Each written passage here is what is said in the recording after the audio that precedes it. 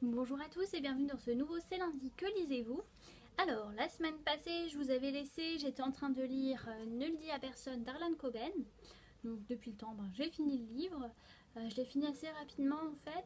Bon, il était vraiment pas mal, mais je sais pas, sans plus en fait. Voilà, c'était sympa. Je suis contente ben, d'avoir lu le dénouement. Mais c'est vrai que là, pour un livre, ma meilleure amie m'a dit que c'était vraiment super bien. Ouais, c'est sympa, mais je sais pas, il manque un petit truc.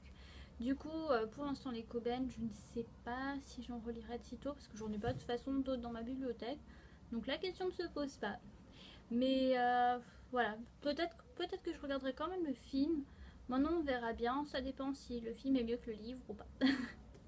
Ensuite, je vous ai donc dit que je voulais lire Harry Potter. Comme je ne l'ai pas reçu tout de suite, du coup, j'ai enchaîné avec Notre-Dame-des-Loups de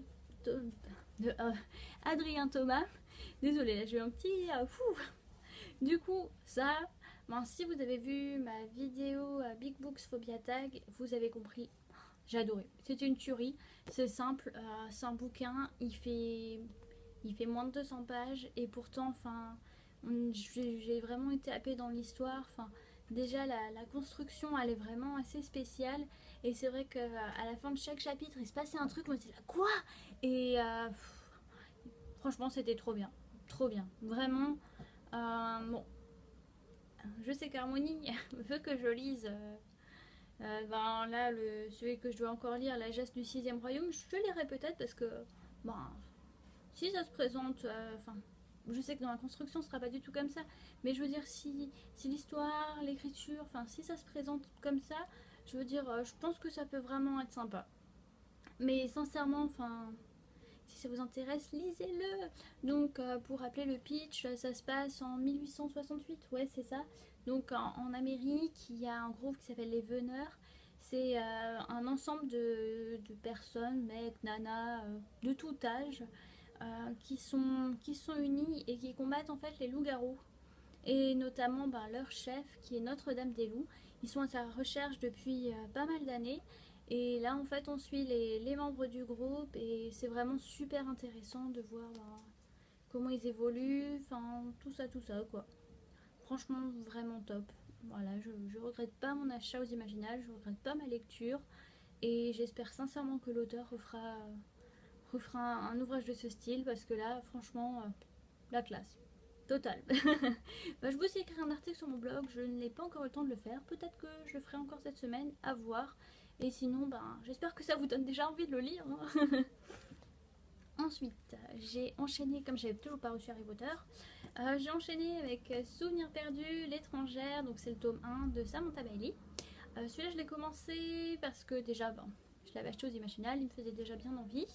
Et j'ai vu que le tome 2 allait sortir en septembre, il me semble. Bon, là, c'est pas écrit, mais oui, il me semble que ça sort là, à la rentrée. Du coup, je me suis dit, bon, je peux le lire, je peux enchaîner quand même assez rapidement. Le tome 3 sortira début 2015, c'est pas comme s'il y avait 3 ans à attendre. Voilà. Du coup, je me suis dit, pourquoi pas, et franchement, c'est aussi une de mes auteurs chouchou, Samantha Bailey, et franchement, c'était trop bien. Trop bien, là, dans cet ouvrage, on est donc dans un univers un peu dystopique, où il y a des gens... des gens... Bref, j'ai lu le bouquin, je suis incapable de me souvenir du prénom de l'héroïne, quand même. Vas-y, je me souviens que la nana là aux cheveux blancs, c'est Isil. Elle, je crois que c'est Nell qu'elle s'appelle. J'ai lu le livre, je suis incapable de m'en souvenir. Et oui, et le mec, c'est Sion. Ouais, c'est des noms chelous, je sais. Bref, en tout cas, eux, eux, quand je dis elle et lui, ils sont originaires d'une île qui s'appelle Enfania. Et en fait, c'est une île dont personne peut s'échapper ou personne peut y entrer parce que c'est une île qui est entourée par un léviathan. Voilà, je cherchais les mots. Et du coup, c'est vrai que le léviathan, dès qu'il y a quelqu'un qui essaie de quitter l'île, mais il ne le revoit jamais. Du coup, tous les habitants pensent qu'ils sont morts.